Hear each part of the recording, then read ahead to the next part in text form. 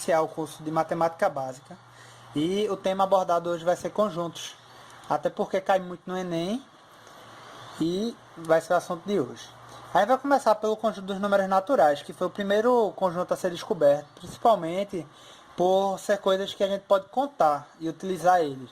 Antigamente era utilizado pelo pessoal indo-arábico, quando eles queriam contar a quantidade de ovelhas, mas eles ainda não tinham sistema de numeração. Então o que é que eles faziam? Eles pegavam pedras e utilizavam essas pedras para cada ovelha que saísse da porteira representar uma pedra. Então eles iam fazendo isso. Na volta, quando voltavam as ovelhas, eles devolviam essas pedras e verificavam se tinha a mesma quantidade de pedras no saco do que a quantidade que tinha de ovelhas. Sendo assim, se tivesse faltando uma pedra e tivesse uma ovelha a mais ou a menos, ele ia saber se estava faltando ou não. E a gente pode representar eles a partir do 0, 1, 2, 3 até o infinito positivo. Vamos para o segundo conjunto, que é o conjunto dos números inteiros. A gente representa pela letra Z com tracinho. E o que seriam os números inteiros? Bem, é bem semelhante ao conjunto dos números naturais. Porém, a gente começa pelos números negativos, que não eram representados nos números inteiros naturais. Por quê?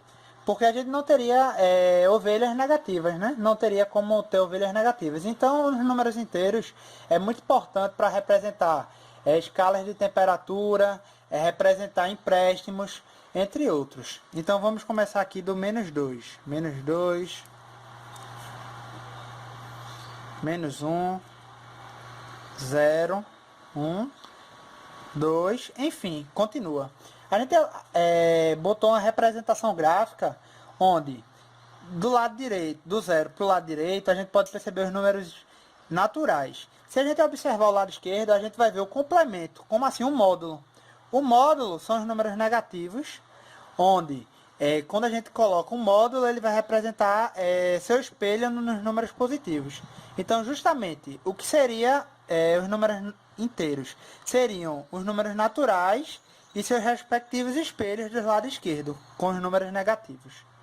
Aí agora vamos olhar e observar os números racionais, que são representados pela letra Q. Que são o quê? Os números racionais são todos os números que a gente pode representar na forma de fração. Então, 1/2. A gente pode representar também números inteiros na forma de fração também. Como assim? 2/1, 3/2, entre outros. Eles podem ser negativos? Sim, pois os números racionais abrangem os números inteiros. Então, a gente também poderia ter menos 3/2, menos 1. Como assim 1? Por quê? Porque embaixo a gente sempre terá o número 1 também. 0, infinito. Continuando, vamos para os números irracionais. O que seriam os números irracionais? Os números irracionais seriam os números que a gente não poderia representar na forma de fração.